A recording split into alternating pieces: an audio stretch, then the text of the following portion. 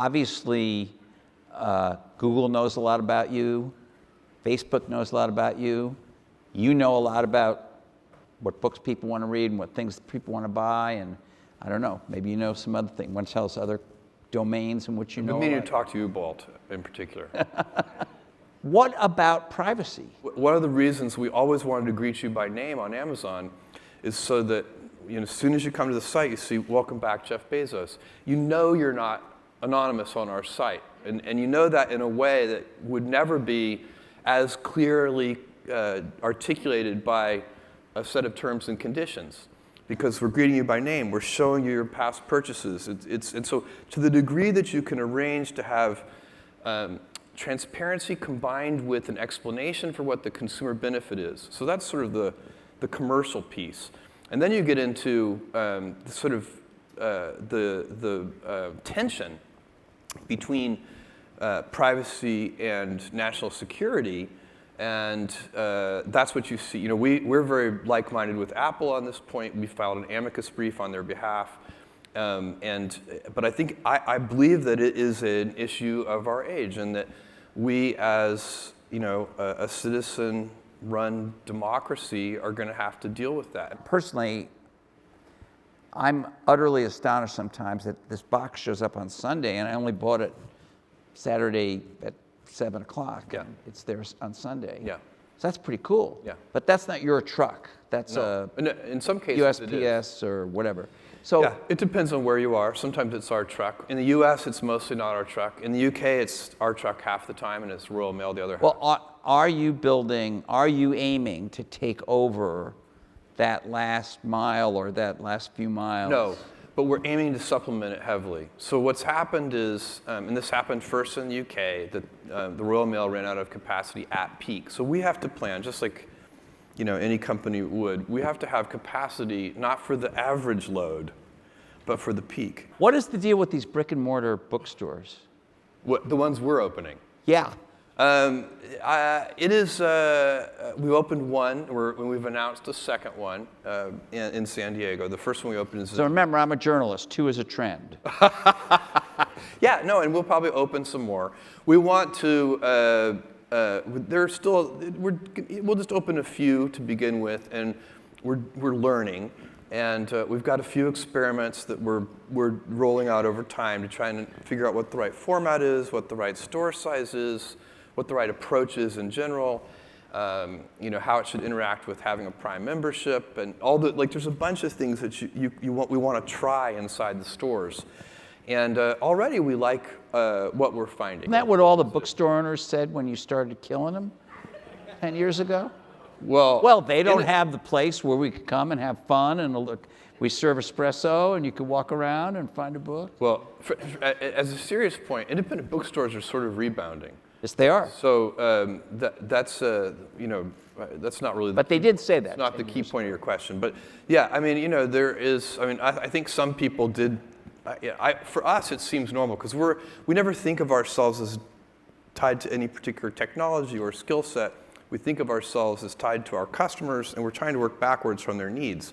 I bought the Post because, tactically I bought the Post because I've been friends with Don Graham for 15 years. If I hadn't been friends with Don Graham, it never would have happened for a whole bunch of reasons. But when he proposed it to me, I was nervous that I didn't know anything about the newspaper business. And he said, look, Jeff, we've got a lot of people who know about the newspaper business. What we really need is somebody who knows something about the internet. And so anyway, he kind of had several conversations with me, and we worked through whether I thought I could actually bring anything to the table. But the reason I finally bought it is because I think it's an important institution. And I would not have bought it if it had been a financially upside down, salty snack food company. I would not have bought it. And I happen to believe it's very important. It is the paper that is best situated, because of its geography, to cover the capital city of the most important country in the world. And that country now, more than ever, always it's needed, but it needs to, our elected leaders and all the people in DC that run most of the country need to be examined. And that's a great paper to do that. So the question is, whatever you think of Gawker Media, Yeah.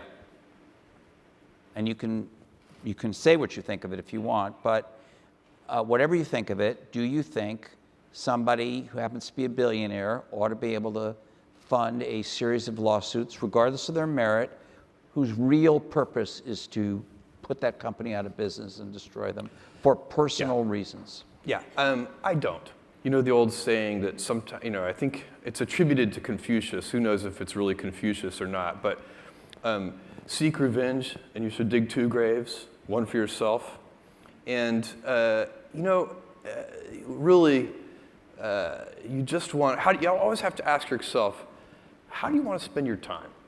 I would also say that public figure, as a public figure, the best defense against, and again, I'm not going to try to get into any particular story. This is not about Peter or Gawker or any particular thing, but the best defense to speech that you don't like about yourself as a public figure is to develop a thick skin.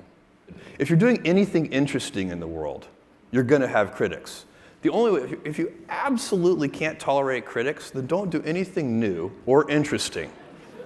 You always have to remember this country has the best free speech protections in the world because of the Constitution, but also because of our cultural norms, and you don't want to erode those. You don't want to create any kind of climate of fear or chill with respect to free speech norms. And so, and the most important thing to remember about that is that beautiful speech doesn't need protection. It's ugly speech that needs protection. So of course, that's where the rubber is going to meet the road.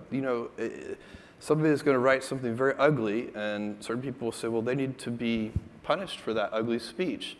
But probably not, really. If you step back and think about what a great society we have, and that a big part of it is the fact that we have these cultural norms that allow people to say really ugly things. We don't have to like it.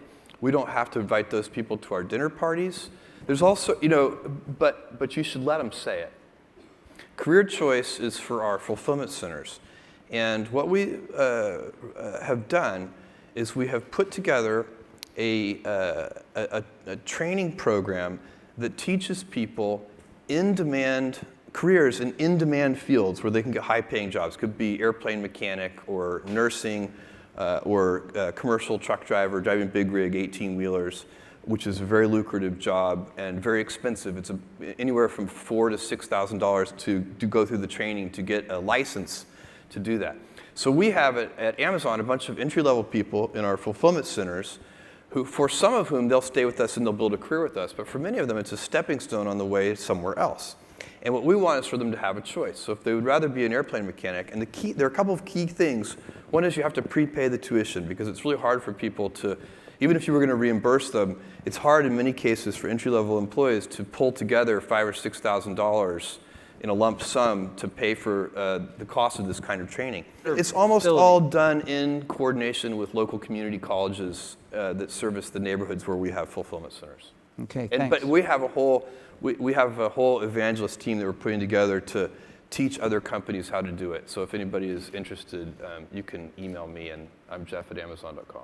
There's nothing quite like Prime. And so what we do, the way we think about it internally, is we just want you to be a Prime member, and then you get the best of Amazon. So, but on the media piece, particularly on the video piece, where you're doing these programs, and you have other programs that are not we original. license programs too. That is not a principal business for you, where you're trying to be bigger than Netflix or bigger than Comcast or no, I would whatever. say, and in fact, I don't even think on the demand side anyway, we don't compete. I would say we don't compete with Netflix for the reason I think people are going to subscribe to both. So you have another thing going on that's close to your heart, which is space. Oh yeah, that is close to my heart. And you know that we have Elon Musk here tomorrow. Yeah. He's the other guy. What's the difference between your companies, and why are you doing it? Well, you don't choose your passions. Your passions choose you. I've been passionate about space and rockets since I was a 5-year-old boy. So it's not at some level, that's why I'm doing it. But but I have, I also think it's very important. And I would put it in an entrepreneurial context,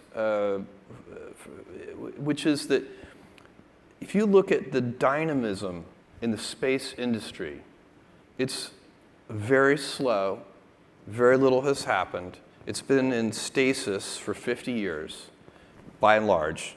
You know, we do globally, in a good year, about 40 launches. 40. That's down from the peak. The number of launches per year isn't even flat. It's down. I think the peak happened maybe in the 70s. I compare it to the internet. All of the fiber in the grounds at that time, and all the ways, all the microwave communications towers and all the things that existed 2 decades ago were put in place for another reason. Again, would have been hundreds of billions of dollars of CapEx deployed. So when it comes to space, I see it as my job. This is what I'm building infrastructure the hard way. I'm using my resources to put in place heavy lifting infrastructure so that the next generation of people can have a dynamic, entrepreneurial explosion into space. And I think that's possible. And I believe I know what you need to do to put that infrastructure in place so that future generations of entrepreneurs can have a solar system as dynamic and interesting and varied as what we see on the internet today. I want thousands of entrepreneurs doing amazing things in space. I think you go to space to save Earth. And we know about the solar system now. We have sent robotic probes all over the solar system. Let me assure you, this is the best planet.